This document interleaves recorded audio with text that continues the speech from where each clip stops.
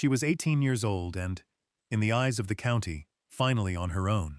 She had no family left to speak of, no plan to follow, just a small, worn satchel containing a change of clothes, a water-bleached wooden bird her father had carved for her, and precisely $47 from her final state stipend. And with a portion of that money, she was expected to pay the filing fee on a deed to an abandoned watchtower on a ridge nobody had used in 50 years. But what the lawyer, the county, and the last of her foster parents didn't know was that inside the crumbling stone base of that tower was a secret left by a lonely man a lifetime ago. A secret that would give her not just a home, but a foundation. Settle in close and let us know in the comments where you're watching from. Because this is the story of how a place meant to be forgotten became the beginning of everything. Ruby Owens had learned the world through her hands. Her life was not a story told in words, but one written in calluses, in the memory of textures, and in the heft of different tools. She was born in the Low Country, where the air was thick with the smell of damp earth and wood smoke, the only child of a quiet man who made his living with a draw knife and a block of pine. He could turn wood into anything, a spindle for a chair, a handle for an axe, or a small, perfect bird with its wings half spread, just for his daughter. That bird was the last thing he gave her before the river took him in a spring flood when she was 6. Her mother, a woman who seemed to be made of finer, more fragile material, faded in the months that followed, and by the time Ruby was 7, she was a ward of Black Pine County, a designation that felt both official and deeply hollow. The wooden bird, small enough to hide in a pocket or the palm of her hand, became her only true possession, the one constant in a life of shifting homes and temporary guardians.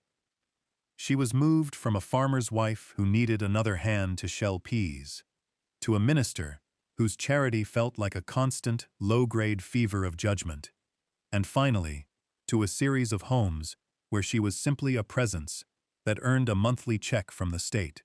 It was during her time with Silas Croft, from age 14 to 16, that she found a language for the knowing in her hands. Silas was a widower, a stonemason, who lived in a small stone house he had built himself at the edge of town. He took her in, not for the stipend, but because the county agent was a cousin and had called in a favor.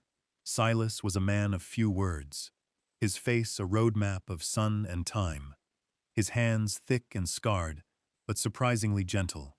He didn't ask her about her past or her feelings. Instead, he handed her a trowel. He taught her how to read a stone, to see its grain and its temper, to know where it would cleave and where it would hold. Every stone has a face, he'd say, his voice a low rumble like rocks settling. You just have to find which way it wants to look at the world. He taught her how to mix mortar, not by measurement, but by feel. The perfect consistency of thick cream, made from sand, he showed her how to sift from the creek bed, and lime he slaked himself in a deep pit behind his workshop. Under his patient, silent tutelage, she learned to build a dry stack wall that could stand for a century, its own weight holding it together in a perfect, interlocking puzzle. She learned the quiet satisfaction of a solid corner, the clean line of a finished course, the deep, resonant thud of a stone set properly in its bed. Silas never praised her with words, but he would nod slowly, running his hand over a wall she'd built, and that was more than enough. He was the first person who had ever looked at her, not as a burden or a duty, but as someone competent, someone who could build something that would last. When the county moved her on to her final placement with the Millers, a family closer to the school, Silas gave her a small, perfectly balanced stonemason's hammer with a hickory handle he'd shaped himself. A good tool feels like part of your arm, was all he said. It, along with the bird, went into her satchel. The morning of her 18th birthday was quiet and gray. The sky over Black Pine Crossing, the color of worn slate. Mrs. Miller, a woman who communicated primarily through sighs and the sharp clatter of dishes, had left a plate with a single dry biscuit on the kitchen table. Mr. Miller was already gone to the lumber yard. There was no celebration, only an ending. At 9 o'clock, a county lawyer named Mr. Davies, A man with a thin mustache and papers that smelled of dust and disuse arrived at the door. He didn't come inside, he explained, in a voice devoid of any emotion, that a distant great-uncle she had never heard of, a man named Alistair Owens, had died without any closer kin. His entire estate, which consisted of a single, derelict property and a tax debt of $19, now fell to her. "It's a fire watchtower, I believe," Mr. Davies said, handing her a brittle, folded deed. "On what they call Sentinel Ridge. The county considers it a liability. You'll need to pay the back taxes and the $10 filing fee to have it recorded in your name. Or you can sign this waiver and the county will seize it for demolition." He held out a pen. Ruby looked at the paper, at the looping, old-fashioned script that described a plot of land by markers. An old oak, a creek bed, a pile of stones. It was a place on a map, a place that was hers. The alternative was another form, another signature, that would erase a part of her she hadn't even known existed. She looked down at the $47 in her worn purse. Paying the fees would leave her with $18 to her name. She thought of Silas, of the solid weight of a stone fitting into place. A foundation. "I'll take it," she said, her voice clear and steady. Mr. Davies blinked, surprised. "Very well," he said, and directed her to the courthouse. An hour later, with the deed officially recorded, and her purse significantly lighter, she walked back to the miller's house. Her satchel was already packed. It sat by the door, a small, lonely shape in the silent hallway. She placed the folded deed on top of the stonemason's hammer and the wooden bird, buckled the leather strap, and slung it over her shoulder. She did not knock to say goodbye. She simply opened the door, stepped out into the gray morning, and began to walk toward the mountains that rose like a promise to the west, leaving the last vestiges of her childhood behind her, without a single look back. The journey to Sentinel Ridge was a slow and deliberate act of erasure and creation. With every step, Ruby felt the town of Black Pine Crossing shrinking behind her, its sounds and smells fading, until all that remained was the crunch of her boots on the gravel road and the rustle of the wind in the tall, dry grass that lined it. She walked for the better part of 2 days, following the winding river road as it climbed from the valley floor into the foothills. The air grew thinner and cleaner, scented with pine and the cool, damp smell of unseen springs. She was a solitary figure on that road, a small shape moving through a vast landscape of sloping pastures and dense stands of timber. A few farmers, driving wagons loaded with hay or milk cans, slowed as they passed her, their faces curious but unquestioning. An older woman with kind eyes offered her a ride in the back of her buckboard, and Ruby accepted for a few miles, sharing a hard biscuit and a drink of water from the woman's canteen in near silence. The woman didn't ask where she was going, only where she wanted to be let off. "The turnoff for the old ridge trail," Ruby told her, and the woman nodded, as if it were the most natural destination in the world. She left Ruby at a barely there path marked by 2 stone pillars that were slowly being reclaimed by moss and ivy. From there, the ascent began in earnest. The trail was steep and overgrown, a faint scar on the mountainside that was more of a memory than a path. It switchbacked through dense forests of fir and cedar, the ground soft with years of shed needles. Sunlight struggled to pierce the canopy, dappling the forest floor in shifting patterns of light and shadow. Ruby moved with a steady, conserving pace she had learned from years of walking everywhere she needed to go. She carried her satchel, not as a burden, but as a part of her, its weight, a familiar comfort against her back. Inside, the solid forms of the hammer and the wooden bird were tangible reminders of the 2 men who had given her something to hold on to. She stopped only when she needed to drink from the clear, cold streams that cut across the trail, or to eat a piece of the bread and cheese she had bought with her remaining money. She was not afraid of the solitude. In many ways, it was more comfortable than the crowded silence of the houses she had lived in. Out here, the silence was alive. It was filled with the chattering of squirrels, the distant call of a hawk, and the constant, whispery sigh of the wind moving through the high branches. As she climbed higher, the trees began to thin, and the landscape opened up.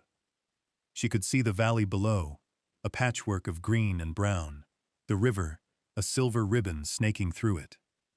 Black Pine Crossing was just a smudge of smoke in the distance. The world she had left was small and far away. The air grew colder, and the wind became a constant presence, pushing against her, testing her balance.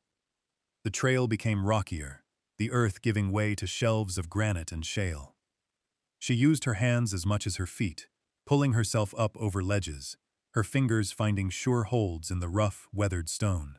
She felt a connection to it, the same solid, dependable feeling she'd had in Silas's workshop. This was a language she understood. Late on the second day, as the sun began to dip toward the western peaks, casting long, dramatic shadows across the mountains, she saw it.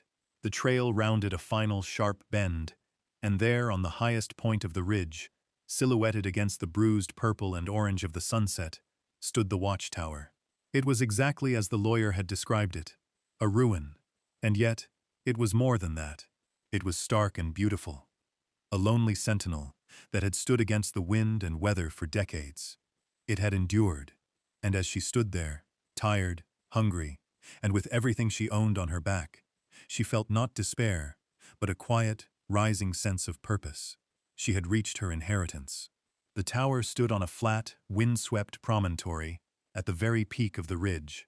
It was a composite structure, a testament to practicality and endurance. The first 10 feet of its base was a square of rough-hewn, dry-stacked stone, about 15 feet on each side. The stones were massive, granite mostly, their faces gray and lichen-spotted, their edges softened by time. From the top of this stone foundation rose a timber-framed structure, another 20 feet of weathered, silvered wood, culminating in a small, enclosed room at the top, the watchroom, with openings on all 4 sides that had once held glass. A rickety-looking external staircase, its wood warped and splintered, clung to one side of the wooden section. The whole structure leaned slightly, as if in a perpetual argument with the prevailing west wind. It was a place that had been built, used, and then forgotten. Ruby walked a slow circle around it, her eyes taking in every detail with the practiced assessment Silas had taught her. She ran her hand over the stone base. The masonry was sound, the work of someone who knew what they were doing.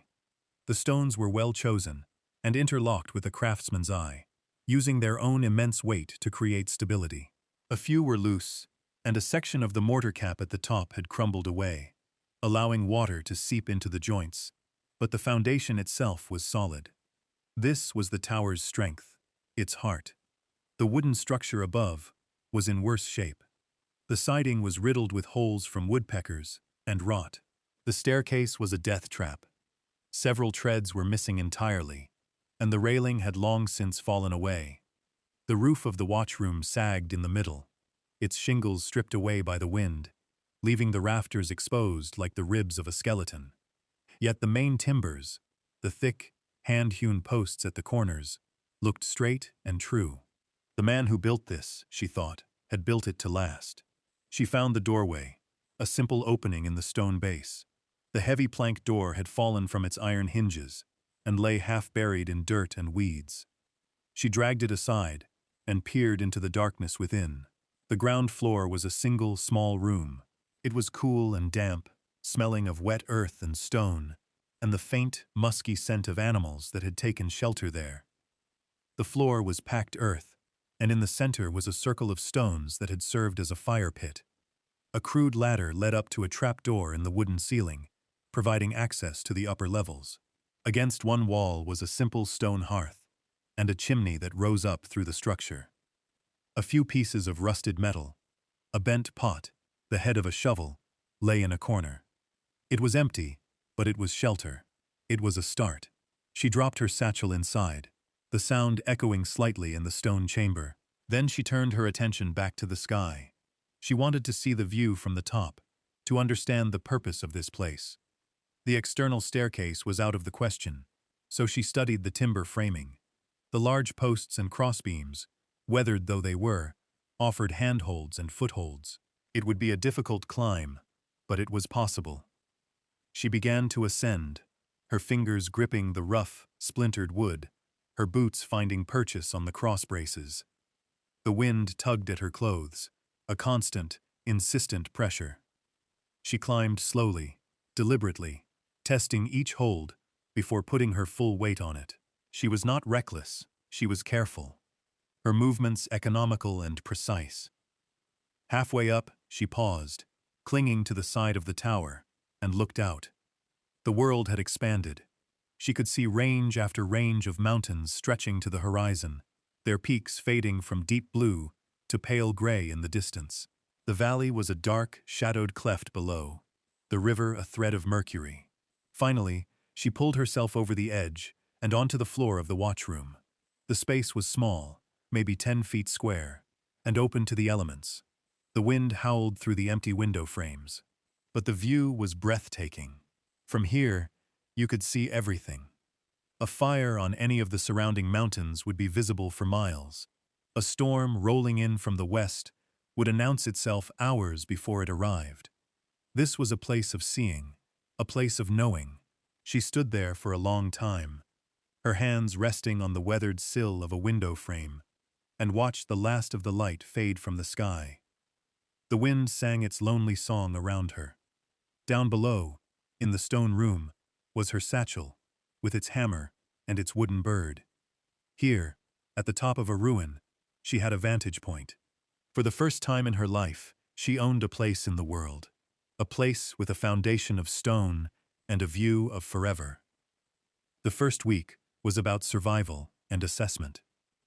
Ruby made the ground floor stone room her base, dragging the fallen door back into the opening at night to block the wind and keep out the larger animals. She used the old fire pit, clearing it of debris and gathering fallen branches from the surrounding woods. With a small flint and steel from her satchel, she coaxed a fire to life each evening, its small flame a beacon of warmth and company in the vast, dark silence of the ridge. Her days were spent in a slow, methodical exploration of her new domain. She cleared the weeds and rubble from around the tower's base, her hands growing accustomed to the work of pulling, digging, and lifting. She found a small, clear spring bubbling up from between two rocks about 100 yards down the slope, a reliable source of cold, clean water. She discovered patches of wild berries, still green but promising, and recognized the leaves of edible plants Silas had pointed out on their walks. The ridge was not barren, it was simply wild. Her primary focus, however, was the tower itself. She spent hours studying the stonework, running her hands over every joint, tapping each stone with her hammer to listen to the sound it made. A solid, ringing sound meant the stone was well seated. A dull thud indicated a void behind it, a place where water and ice could work their slow, destructive magic. She identified the section of the wall that was most compromised, a corner, on the windward side, where the mortar cap had failed and several of the upper course stones had shifted. This would be her first project. To fix the wall, she needed mortar, and for mortar, she needed the right kind of sand and a source of lime. She spent a day following the creek that flowed from her spring down the mountainside, and in a bend where the water slowed, she found a deposit of clean, sharp sand. The lime was a greater challenge. She knew from Silas that limestone, when burned in a kiln, produced the quicklime needed for strong mortar. She searched the rock outcroppings on the ridge, looking for the telltale soft, pale gray stone. She found a vein of it 2 days later, a discovery that made her feel a quiet, profound satisfaction. Building a kiln would be a project in itself, but it was possible. Everything she needed was here, contained within the land she now owned. It was during this initial phase of repair, as she worked to clear the interior of the stone base, that she made the discovery. The packed earth floor was uneven, and she decided to level it. As she was digging near the base of the hearth with the broken shovel head, it struck something that wasn't earth or stone. It made a hollow, metallic sound. Curious, she dropped to her knees and began to dig carefully with her hands. She uncovered the edge of a tin box, rusted but intact. It was about the size of a loaf of bread, heavy and solid. Her heart beat a little faster. With some effort, she worked it free from the hard, packed earth. It had a simple latch, and with a bit of prying from the claw of her hammer, it sprang open. The inside was dry. On top lay a small, leather-bound ledger, its pages filled with a neat, precise hand. Beneath it, wrapped in oilcloth, were stacks of banknotes, old bills from a time before, held together with twine. She counted them slowly, her hands trembling slightly. It was over $900, a fortune beyond anything she could have imagined. At the very bottom of the box was another small object wrapped in cloth. She unfolded it to find a perfectly balanced, beautifully made stonemason's chisel, its steel edge still sharp, its handle worn smooth with use, and tucked inside the cover of the ledger was a single, sealed envelope. On the front, in the same neat script, were the words, "For the one who finds this." She sat back on her heels, the contents of the box spread before her on the earthen floor. The small room was silent, save for the sound of her own breathing and the distant whisper of the wind. She looked at the money, the tool, and the letter. This was not a random cache, it was a deliberate legacy. Someone had left this here, intending for it to be found.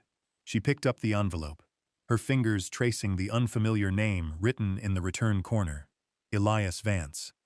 With a sense of reverence, she broke the seal.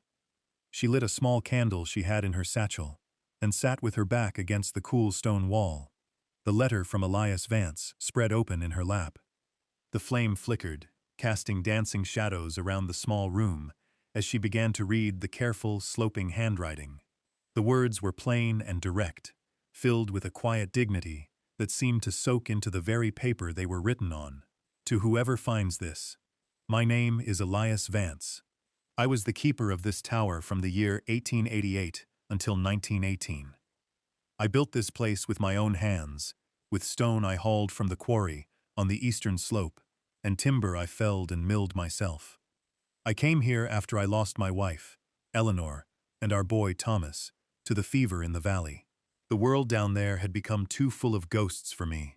I needed the height, and the wind, and the work. For 30 years, this tower was my only companion. I watched for fires in the dry season, for the railroad in the valley, and for the turning of the seasons across the mountains. It is a good place for seeing things clearly. I saved most of my pay over those years. I had no one to spend it on, and little need for things myself. The money in this box is what I put by. It is not a king's ransom, but it is a good start for someone who needs one. I leave it here because I have a feeling that the person who finds this will not be someone who stumbles upon it by accident. They will be someone who sees the value in this old pile of rocks, someone with the hands and the heart to make it strong again. Perhaps they, too, are in need of a high place to get their bearings. The tower needs work. The mortar in the north-facing wall will be the first to go.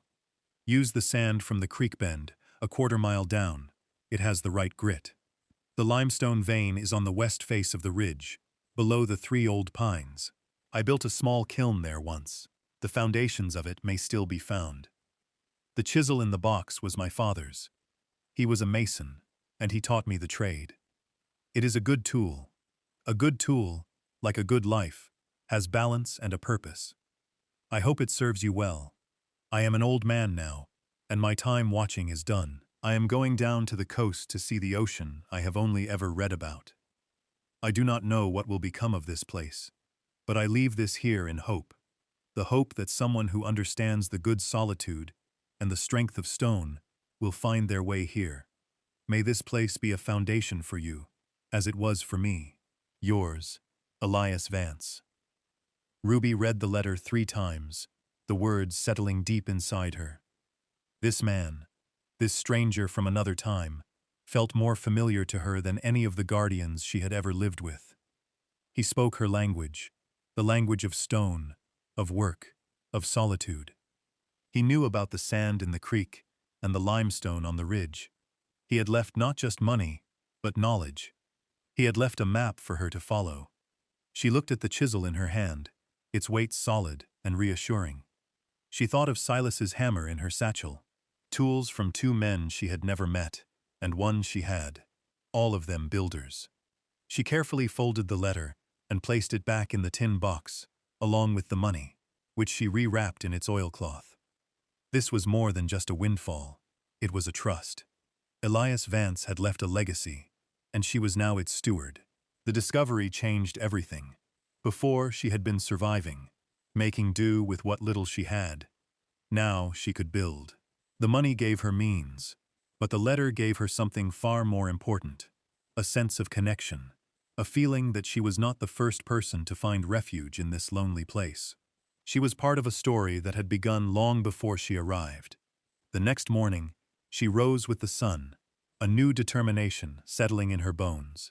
She took $100 from the box, secured the rest of it back in its hiding place beneath the hearthstone, and began the long walk back down the mountain.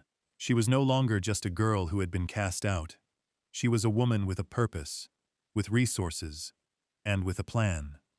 She was going to town to buy supplies. She was going to rebuild the tower.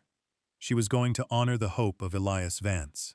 Ruby's return to Black Pine Crossing was markedly different from her departure. She walked into the town not as a departing ward, but as a landowner with a project. Her posture was straighter, her gaze more direct.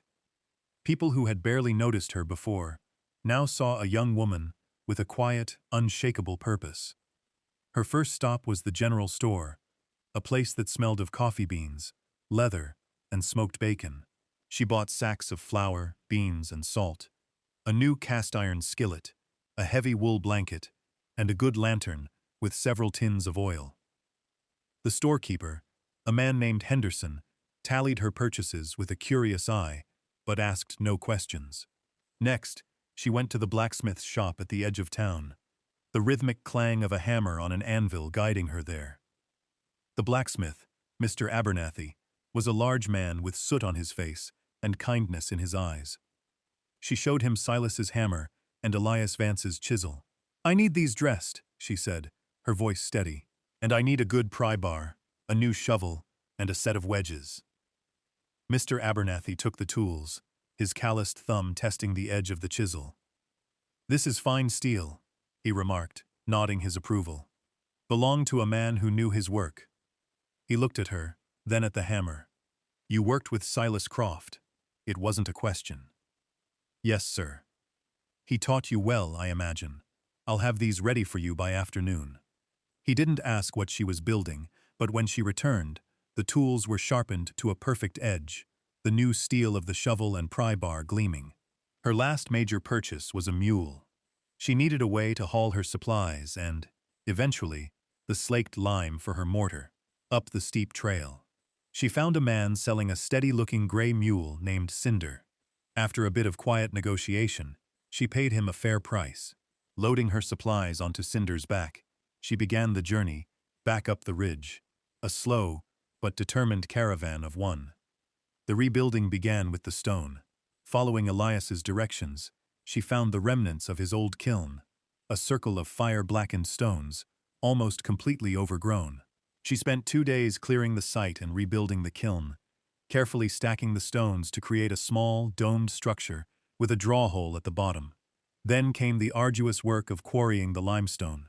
Using her new wedges and the heavy pry bar, she broke off chunks of the pale gray rock and hauled them to the kiln on Cinder's back. The work was slow and punishing, her muscles aching with the strain. But with each load, she felt a deep, grounding satisfaction. She loaded the kiln, sealed it with clay, and lit a fire that she would have to tend for 3 straight days, keeping it roaring hot. While the limestone burned, she turned her attention to the compromised wall of the tower. She carefully dismantled the loose section, stone by stone, numbering each one with a piece of charcoal so she could return it to its proper place. She cleaned the old, crumbling mortar from their surfaces, scraping them down to the bare stone. She was not just repairing a wall, she was learning its history, feeling the marks of the tools Elias had used, seeing the logic of his choices in how he had shaped and placed each piece. After 3 days, the fire in the kiln died down. When it was cool enough, she opened it. The hard limestone had been transformed into a soft, crumbly quicklime. She carefully loaded it into sacks and transported it to the tower, where she mixed it with water in a pit she dug, creating the slaking lime that would cure over the next few weeks. into the binding agent for her mortar. While the lime cured, she worked on the wood. She climbed the tower again, this time with a rope for safety, and inspected every timber. With her hammer, she methodically tore out the rotten siding and the treacherous remains of the staircase. A young lumberman from the valley, Jedediah, who was cutting timber on a nearby slope, saw the smoke from her lime kiln and came to investigate. He found her perched on a beam 30 feet in the air, fearlessly prying away a rotted board. He was astonished. "You're rebuilding the old watchtower?" he asked, shielding his eyes to look up at her. "I am," she called down. He watched her for a while, impressed by her competence. "You'll need good timber for the stairs," he said. "Seasoned oak, if you want it to last."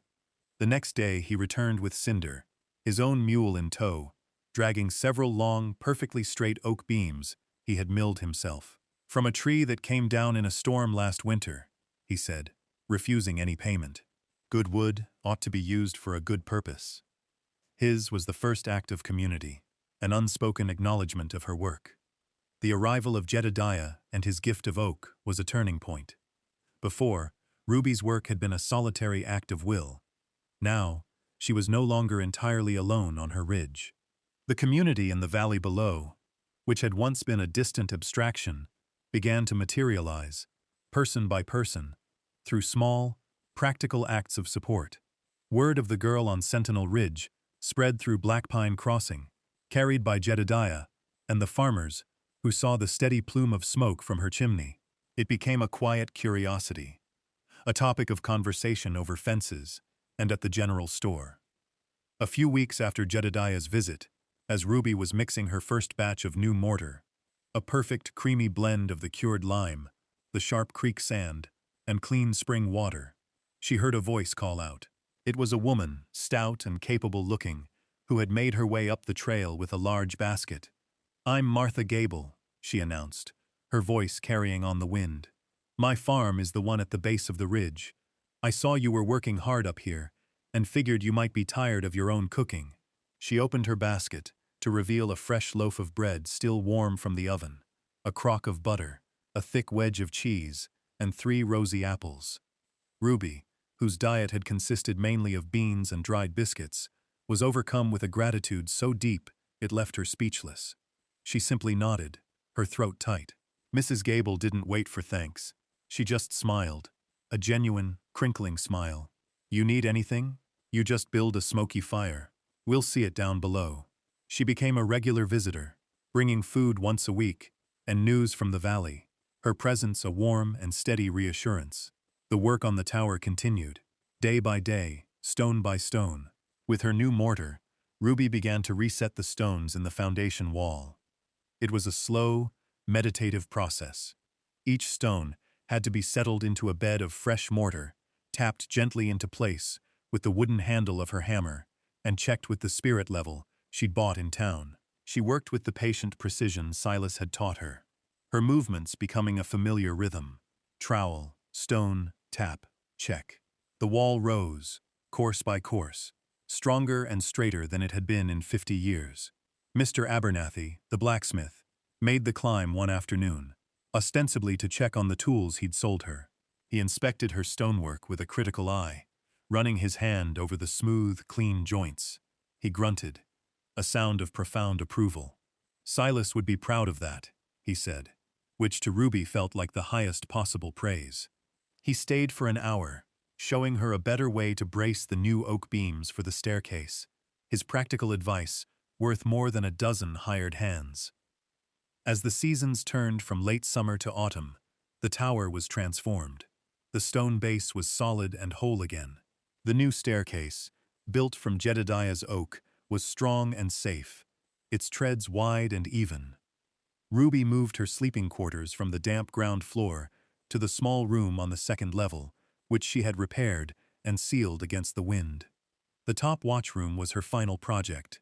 She re-roofed it with cedar shingles she split herself, and, with a special order from the general store, paid for with Elias's money, installed new glass panes in the window frames. On the day she set the last pane of glass, sealing the room from the elements for the first time in decades, A sense of completion settled over her. The tower was no longer a ruin. It was a home. People in the valley began to look to the tower. They knew her name now. Ruby Owens, the girl on the ridge.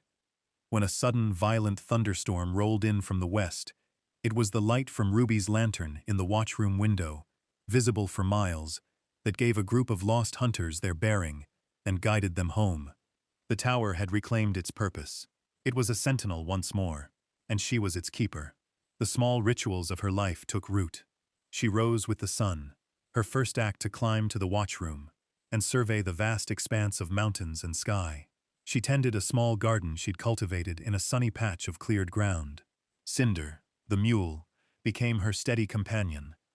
The people of the valley were her neighbors, distant but connected. She was not a part of their daily lives, but she was a part of their world, a known and respected presence, watching over them from her high, quiet place.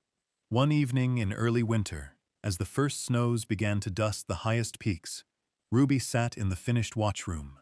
A small, efficient stove she had bought, a marvel of cast iron and clever drafting, radiated a deep, steady warmth that filled the glass-enclosed space. Outside, the wind howled its familiar song. But inside, all was calm and secure.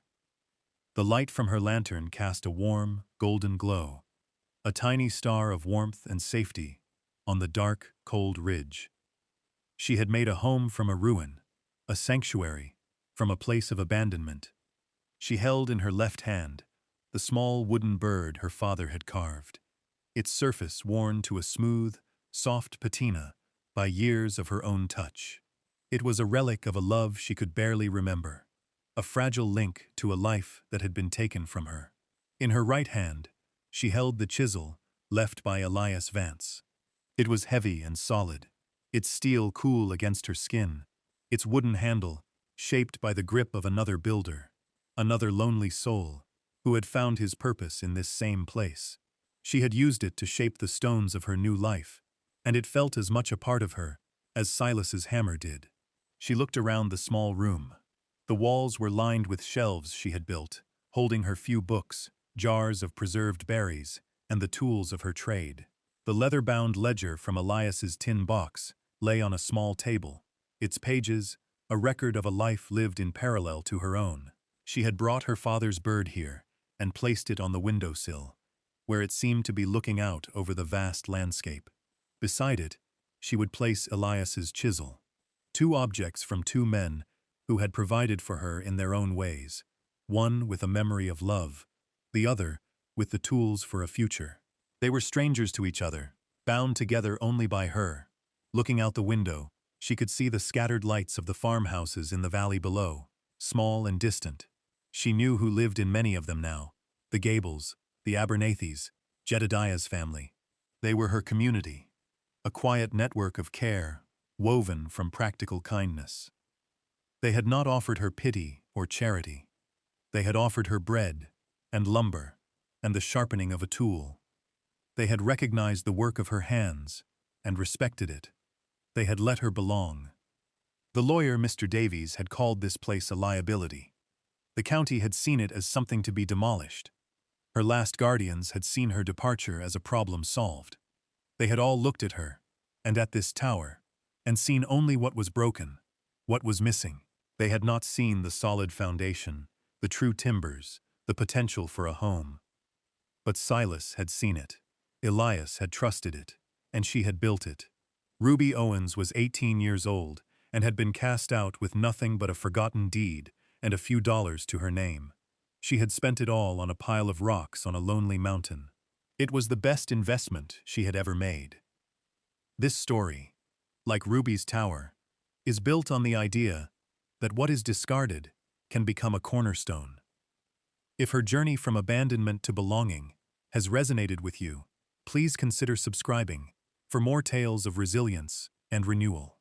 Share this story with someone who understands the value of building something with their own hands, and we'd love to hear from you in the comments. What is something in your life that others overlooked, but you knew had a hidden strength?